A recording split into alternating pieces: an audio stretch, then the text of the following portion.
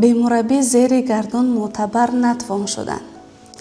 ин ҷумла на танҳо сухан, балки ҳақиқати зиндагии ҳар яки мост. зеро ҳар яки мо замоне хонандаи мактаб будем. дар синфхонаҳо пушти мизҳои дарсӣ бо орзуҳои бузург нишаста аз устодон ғизои маънавӣ мегирифтем. онҳо ба мо танҳо хондану навиштан наомӯхтанд. онҳо моро ба зиндагӣ омода карданд, ба роҳи рост раҳнамоӣ намуданд, ба орзуҳои мо ҷасорат бахшиданд. ман низ чанд сол қабл дар ҳамин синфхона ва дар ҳамин курсие ки ҳоло замонавист хонанда будам. имрӯз вақте вориди ин синфхона гаштам, дидам ки дигар он хонандаи паси миз нишаста нестам. аммо дар дилам ҳамон эҳсоси шогирдӣ ҳанӯз зинда аст. омӯзгоре ки моро таълиму тарбия дод ва ба роҳи орзуҳо роҳсипорамон намуд, имрӯз ҳам дар ҳамин муассиса ба тарбияи шогирдон банд аст. ба ифтихори рӯзи модарон хостам аз фаъолияти омӯзгории ӯ барнома таҳия намоям. зеро омӯзгор низ модар аст, модари маънавӣ. имрӯз мехоҳам бехабар дари синфхонаашро боз кунам. бубинам, маро мешиносад ё не. меравем.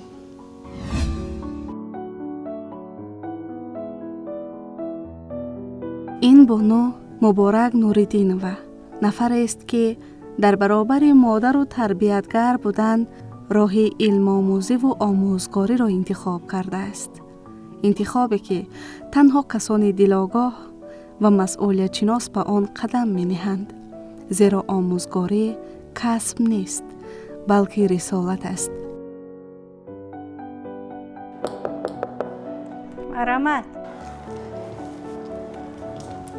ассалому алайкум айваҷон. ва алайкум барсалом. маро шинохтед? солҳои тӯлониест ки бо ҳамчун омӯзгори фанҳои алгебра ва геометрия дар муассисаи таҳсилоти миёнаи умумии рақами 29 шаҳри Душанбе, ноҳияи Шоҳмансур фаъолият менамояд. дар синфхонае ки тахтаи сабзаш шоҳиди ҳазорон формулаҳост, имрӯз ҳам садои муаллима бо ҳамон ҷиддияту меҳрубонӣ танин меандозад. ҳангоми ворид шудан ба дарс, ӯро машғули таълим дарёфтем. мавзӯи дарсаш ба ифтихори рӯзи модар бахшида шуда буд. дар курсии хонандагӣ нишастам. лаҳзаи худро боз ҳамон шогирди солҳои пешин эҳсос кардам. ҳамон эҳсоси масъулият, ҳамон тарси ширини посух гуфтан ба савол, ҳамон нигоҳи пурмеҳри омӯзгор. аз дарсаш ҳаловат бурдам. ҳаловате ки онро танҳо шогирд дарк мекунад ва хостам дар баробари хонандагонаш ман ҳам шогирд бошам. дар васфи модар шеър бихонам, зеро ӯ омӯзгорест ки ба мо на танҳо қоидаи ҳалли муодилаҳоро омӯхт, балки қадри модарро низ дар қалби ҳар яки мо шогирдон ҷой кард. модар фаришта буд, фақат болу пар надошт. шояд ки дошт болу пар, аммо хабар надошт. интихоби дуруст дар зиндагӣ, аз ҷумла ҷодаи илм, боиси соҳиб мақом ва соҳиб эҳтиром гардидани инсон мешавад. хоса барои зане ки дар баробари масъулияти хонаводагӣ рисолати омӯзгориро бар дӯш дорад. занони донишманд сутуни маънавии ҷомеаанд. барои муаллима Муборак Нуриддинова фазои синфхона олами дигар аст. ҷое ки дар он саволу ҷавоб танҳо мубодилаи дониш нест, балки тарбияи андеша аст.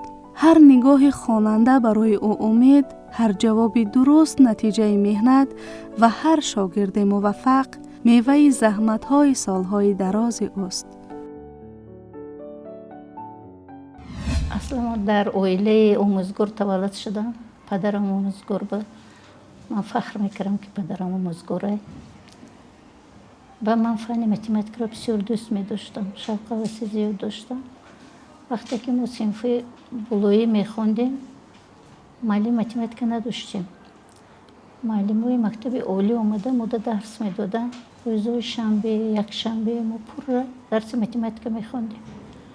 барои ҳамин шавқи ҳаваси ман зиёдтар шуд ки математикаи омӯзам. ҳал кардани мисолҳои дӯст медоштем. پدرم سال 73 ما رو به آموزگاری آورد. حجت‌های سپردیم، داخل شدیم. 4 سال خوندم تا سال 77 و با موفقیت تمام کرد. دهه خودم نوحیه غنچه حضرت دیوشتیچ ولایت ساختم و رفتم در همونجا کار کردم. 38 سال باز من در مکتب سنی کار میکنم.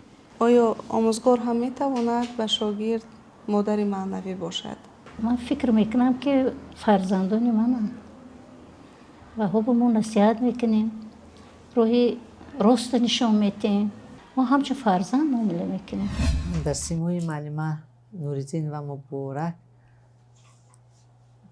نه تنها یک مادر عادی بلکه یک غمخوار فرزندانی که به وایه در معاصر رسانده شده است میبینم. بسیار معلمه خوشرفتار است، بسیار نسبت فن خود مثلا به فرزند مردم همچون مادروار مهربانانه یاد میدهد. بسیار معلمه سخندان و سخنگوی و حرمت احترامی که نسبت معلمه در مؤسسه است این به حد زیاد است. خیلی در خونش مادر مهربان است، همچنین در مؤسسه بسیارم معلمه سختگی نسبت کسب خودش الگبرا متماتیک میتره این فنو را معلمه دست است. البته این فنوی اصول نیستند، لیکن طلبات زمانه خاطر این فن بسیار فن ضروری است. معلمه کوشش دارد که شاگردای به وای رساند که در این فن بسیار دانا باشند. معلمه نوری‌دین و اگر استاد گوییم برای ما خطا نیست. سابقه بسیار سالهای کاری دارد، به نقصان کار خود را ادامه می‌دهد. او را ما همچون استاد می‌شماریم. در کار سختگیر و مهربان است. از همه مهم به کسب خود محبتی بی اندازه دارد. وقتی که آموزگار با محبت و کار خود مناسبت می‌نماید، البته این یک نتیجه خوبی به دست می‌آید. هیچگاه معلمه در بین خواننده سستخوان و بداعلاخوان دیوار نمی‌گذارد. او دویما با یک مناسبت نیکبینانه به شاگردانش نظر می‌کند. این است که کار معلمه دویما پیشرو است، پیشصف است و برای جوانان البته تجربه کاری او آموزنده است. معلمه در کار مردانه رفتار می‌کند. در مناسبت با چه شاگردان و با چه اهل آموزگاران مؤسسه حق مادری دارد. کاری او برای ما راهنمون است. ما از او می‌آموزیم، او ما را هدایت می‌کند برای درست زندگی. در هر یک مشکلی ما از معلم مصلحت‌های مفید می‌گیریم. در چهره مبارک نوری‌دین و آرامش نهفته است که تنها از قلب مادر و آموزگار سرچشمه می‌گیرد. او از جمله آن بانوان است که مفهوم مادر را فراتر از دایره خاندان می‌بیند. برای او مادر سرآغاز مهر، نخستین مربی و پایه‌گذار اخلاق انسان است و آموزگاری ادامه همین رسالت. او بر آن نظر است که آموزگار می تواند برای شاگردان مادر معنوی باشد، زیرا در برابر تعلیم دانش به آنها راستقولی و مسئولیت شناسی را می آموزاند.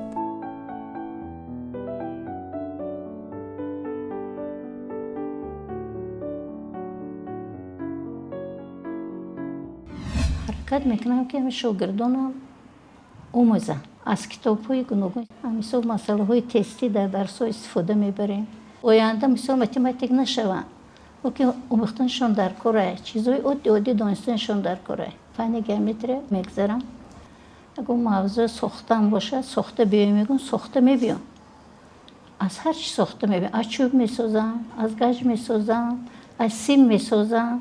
انا هم بچه‌ها بسیارش حاضر استاد شدگی. بسیارش میبینن میگه که در وقتش تو همین ما نمیگفتی ما نمیکردیم همین کارا. گیومتری زندگی به هر یک قدم شموده در کار. حیات مثال میبرم، حرکت میکنن که خونه. فن الگبرا هم بسیار چیزا میآموزاند. حساب کردن میآموزاند. برای زندگی هر یک کس در کاره. متماتیک خود شاه فن هاست. متماتیک شاه فن هاست. به همین خاطر هر یک خواننده را وادار می‌سازه باید داند، اقلا چیزی عادی داند، تا با این فن توجه دیگر ظاهر کنه. توجه خاص ظاهر کنه. معلم نوریدین مبارک آموزگار فن متماتیک الگبرا در مورد درس دادگی در دوامی مثال خواننده مکتب بودیم. معلم سختگیر بود. هر یک چی مثال نوزکی فن الگبرا با ما میفهمون. تمام نوزکی که در فرمولا بود در چیزا بود هم مرا مخاطی میفهموندن.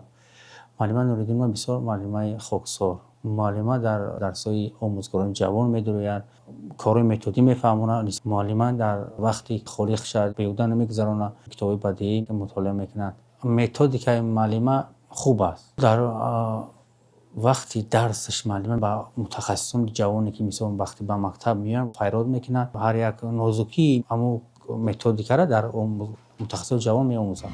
معلم از فن‌های دقیق درس میگویند، از متماتیک، فیزیک درس میگویند. معلم به نهایت مناسبت مهربانانه دارد به خواننده. خوانندگان معلم در آزمون‌ها اشتراک کرده‌اند، غالب آزمون‌ها گشته‌اند. البته این سابقه کم نیست. 45 سال آموزگاری این یک عمر انسان است که این رو هدیه تعلیم و تربیت نسل نورس کرده است. معلم در کار استوار است، در مناسبت با همکاران مهربان است. باز میگویم که تجربه او را ما همه وقت می آموزیم، با او همه وقت پیروی می نماییم و هر یک متد و اصول‌هایی که معلم در کار فعالیتش استفاده میبرند ما نیز در کار آموزگاری خود استفاده میبریم. البته در کار آموزگاری تعلیم وظیفه اساسی آموزگار است، ولی در کار معلم من این دو سمت رو یعنی تعلیم و تربیت رو برابر میبینم. شاگردانش چه آداب خوب دارند، چه دانش اعلی دارند. شاگردان معلم البته در سطح ناحیه، شهر و جمهوری از فن متماتیک در المپیادها جایهای نمایان دارند.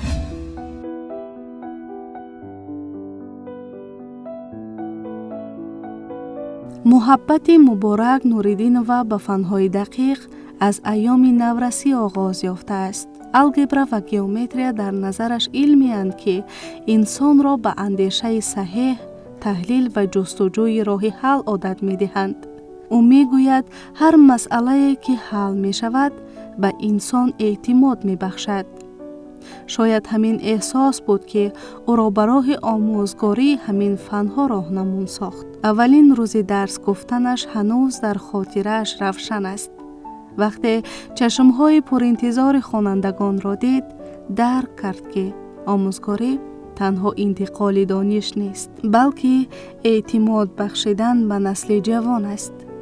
بسیاری ها الگبرا را فنی دشوار می شمارند، ولی او بر این نظر است که دشواری بیشتر از ترس سر می زند.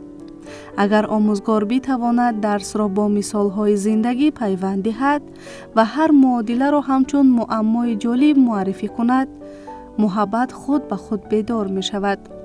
او هر قدم خرد خواننده را تحسین می کند تا اعتمادشان بیشتر گردد. برای او محبت به فن از مناسبت آموزگار آغاز می یابد. اولین روز درس گفتنتان را به خاطر دارید؟ با 4 سال خوندیم دانشگاه آموزگاری.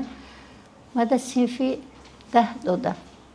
صنف 10 قریب همسن سال من بده، 2 سال 3 سال فرق میکرده. یعنی نخستین درس آموزگاری شما در مکتب دهه در مکتب دهه گذشت. ما معلمای سابقه دار دستگیری میکردم. همروی ما میدر اومدن، ما نشون میدادن چه درس گذاشتن، در کار چیکار کردن، در کار بسیار میآموختیم.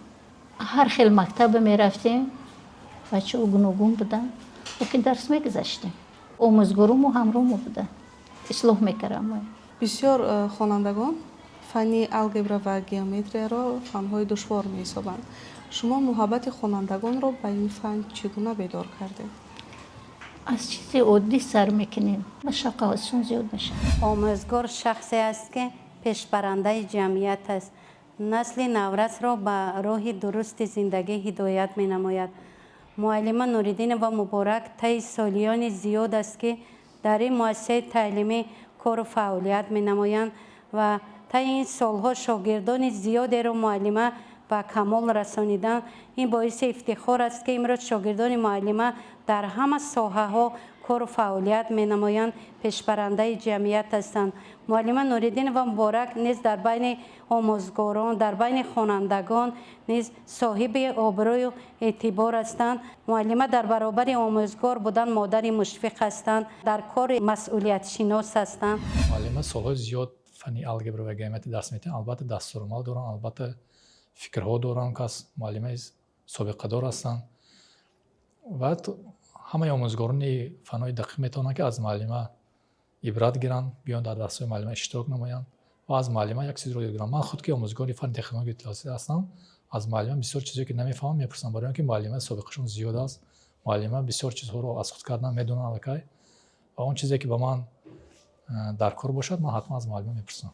خیلی که من در درس‌هاشون اشتراک دارم میبینم، بسیار با خوانندگان صحبت نغز انجام میدن و خوانندگان رو به راه راست هدایت میکنن. این معنی آن رو دارد که بسیار مادری دلسوز هستند، با خوانندگان بسیار دلسوزی میکنن.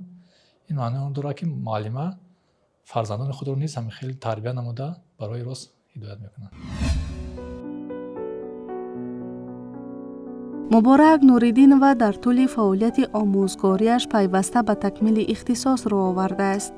در سمینارهای متدی، کورس‌های بازآموزی و برنامه‌های ساحوی اشتراک نموده، کوشش کرده است هم قدم زمان باشد.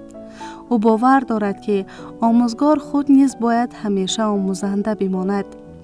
این جهانبینی کسبی برای او تنها یک شعار نیست، بلکه معیار زندگی و فعالیت هر روزه است. او خوب درک می‌کند که تحولات با سرعت علم و تکنولوژی، وارد گردیدن اصولهای نوی تعلیم و طلبات افزاینده جامعه از آموزگار، دانش و ملکه معاصر و اندیشه نو می‌خواهد. از این رو تکمیل اختصاص را نه همچون عهده‌داری مأموری، بلکه همچون ضرورت معنوی و مسئولیت کسبی قبول می‌کند.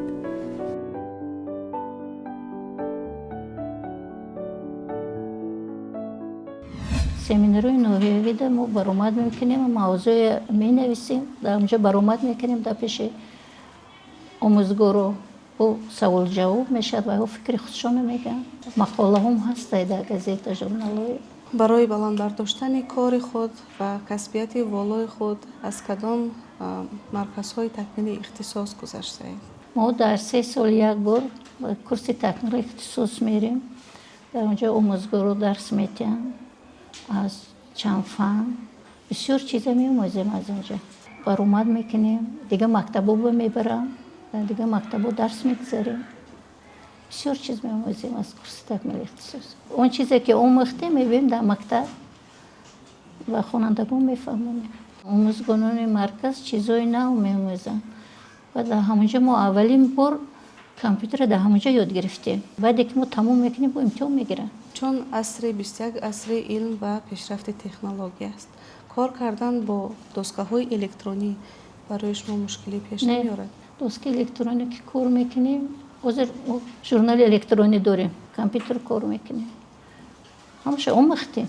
وقتی که سوال جواب میکنیم با هو گذاشتنی میشیم، از کامپیوتر استفاده میبریم، در کامپیوتر با هوش میگذاریم. معلمه در برابر سابقه زیاد کاری داشتن، پیوسته در کورس ها اشتراک می نمایند، بعد سویه دانش خود را بلند می بردارند، سیقل می دیند. اینچنین آموزگاران جوانی را که به مؤسسه می آیند، با آنها راهبری می نمایند، با آنها کار می آموزانند تا که آنها نیز در آینده موقع خودشان را در جمعیت پیدا نمایند. همه ساله شاگردان معلمه در آزمون‌های فنی شرکت ورزیده صاحب جایهای نمایان می‌گردند. یکی از شاگردان معلمه خدایار و سیاره در چندین آزمون‌ها شرکت ورزید. اینچنین در آزمون علم فروغ معرفت اشتراک نموده سزاوار جای نمایان گردید. معلمه نوری‌الدین رو من بسیار سالها در این مؤسسه کار میکنم، میشناسم. بهترین معلمه، بهترین آموزگار، بهترین مادر هم گویم خطا نمیکنیم. معلمان بسیار زحمت‌های زیاد میکشند برای تربیت نسل نورس. بسیار شاگردان در این جاده آماده کردند. سالهای زیاد که در این مؤسسه درس میگویند، بهترین شاگردان تربیت نموده ایستادند و تا حال درس میگویند. بسیار معلمان مهنت دوستان، زحمت طلبند، کوشش میکنند که از نوآوری‌های تکنولوژی اطلاعاتی بسیار استفاده میبرند. در تمام صنف‌خانه‌هایی که درس می‌دهند آن کس بسیارتر از دستگاه الکترونیک استفاده میبرند، از کتاب‌های الکترونیک استفاده میبرند. وقتی که معلمان به درس‌ها با خوانندگان سر و کار میکنند، معلمان که خود فن الگبر و گیومتری درس می‌دهند با تخته الکترون سر و کار میکنند، یعنی که با شرایط امروزه حاضر زمان. وقتی که معلمان با دستگاه زمانوی درس شروع میکنند، البته این بسیار شوق‌آور است. رغبت خواننده‌ها و شوق خواننده‌ها نسبت به دستگاه الکترونیک خیلی زیاد است. معلمان هم قدیم زمان هستند، بیشتر از این چیزها استفاده می‌برند، کتاب‌های الکترونیک رو از اینترنت استفاده میکنند و بسیار معلمان زحمت طلب هستند. اساساً با درس‌های معلمان آموزگاران جوان بیشتر کوشش میکنند که اشتراک کنند، برای چی؟ به اون خاطری که معلمان طلبه‌های زیادی رو تربیت نمودند، به المپیادها راه نشان دادند. به همین خاطر آموزگاران جوان از معلمان سبق گرفته به درس‌های معلمان اشتراک کرده از معلمان تجربه میگیرند که تا اینکه خوانندگان آنها هم به مثل معلمان به المپیادها راه یابند.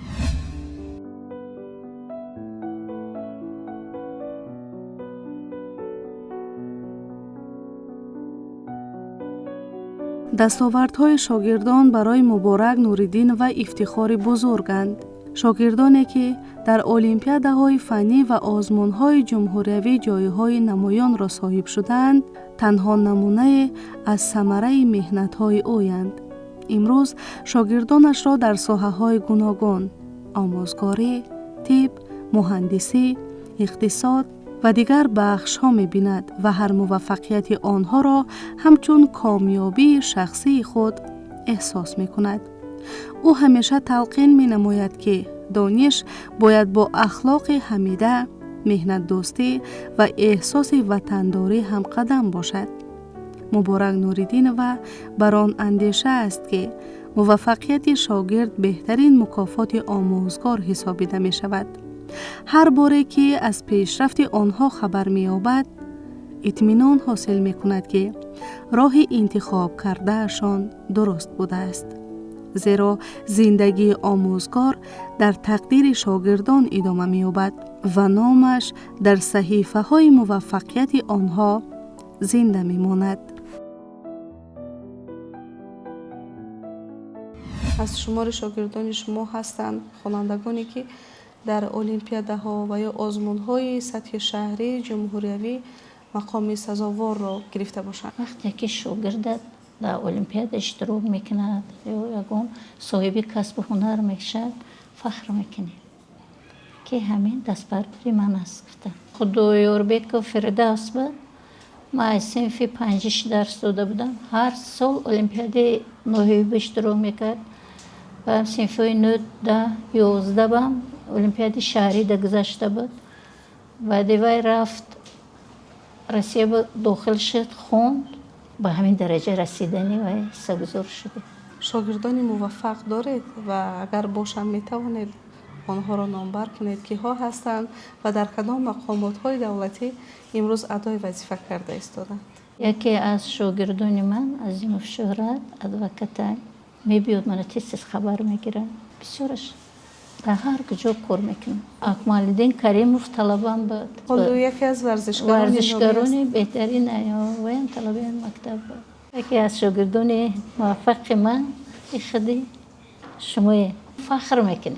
معلم هر سال شاگردانش تیار میکند برای آزمون‌ها، بسیار جایهای نمایان گرفته ایستادند. البته به سن سال نگاه نکردن، معلم حالی هم کوشش دارد که شاگرداش در همه آزمون‌ها اشتراک کنند. سهمشون خیلی زیاد است. یکی از شاگرد معلم این امروز راهبر مؤسسه ما شده، کار فعالیت دارد. خب در برابر و شاگردانش آموزگاران شده فعالیت دارند. چندین نفر آموزگاری که در مؤسسه ما کار میکنند و قطار معلم علاقه شاگرد وقتی کار فعالیت داره، این یک فخر کلان است. در مقام آموزگار همین رو گفتنی هستم که مناسبت معلم، مناسبت کلکتیو با این آموزگار به نهایت مثبت است.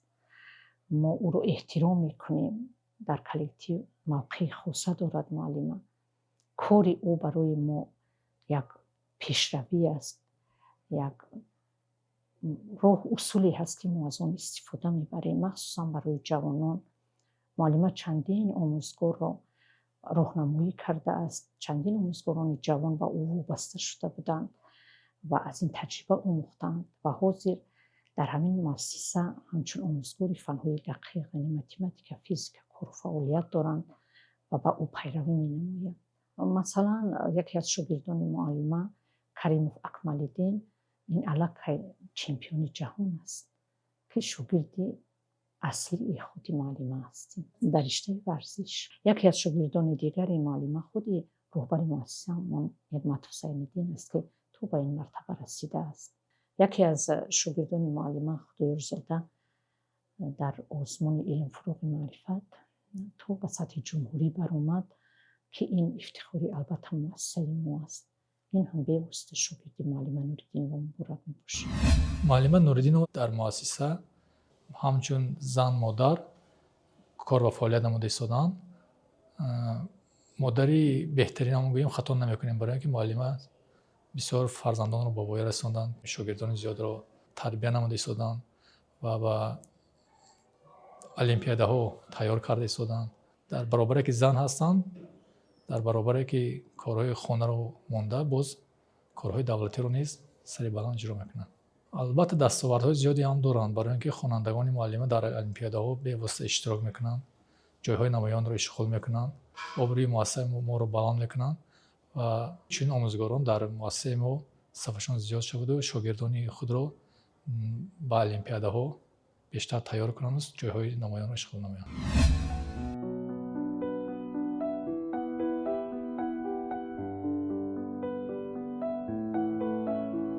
مبارک نوری‌الدینова به جوانانی که می‌خواهند آموزگار شوند توصیه می‌دهد که پیش از همه دلباخته کسب باشند، زیرا آموزگاری تنها کسب نیست بلکه خدمت به ملت است. این راه صبر، محبت و مسئولیت بلند می‌خواهد. او تاکید می‌نماید که آموزگار باید رسالت خود را عمیق درک کند، زیرا در دست او نه تنها کتاب درسی است بلکه سرنوشت یک نسل قرار دارد. هر سخن، هر مناسبت و هر درس می تواند در قلب شاگرد نقش بگذارد که سالهای دراز باقی می ماند. از نگاه او آموزگاری انتخاب راه آسان نیست بلکه راه شرف است. راه است که فداکاری، تحمل و آموزش پیوسته را طلب می کند. تنها شخصی که با محبت به علم و احساس مسئولیت وارد این جاده می گردد می تواند در تربیت انسان‌های کامل سهمی ارزنده گذارد. در مجموع فعالیت چندین ساله مبارک نوری‌الدینова گواه آن است که صداقت به کسب، احترام به دانش و مهر بی‌اندازه به شاگردان می توانند آموزگار را به مقام بلند رساند. او با زندگی و فعالیت خود اثبات نموده است که آموزگار چراغ است می سوزد تا دیگران را روشنی بخشد.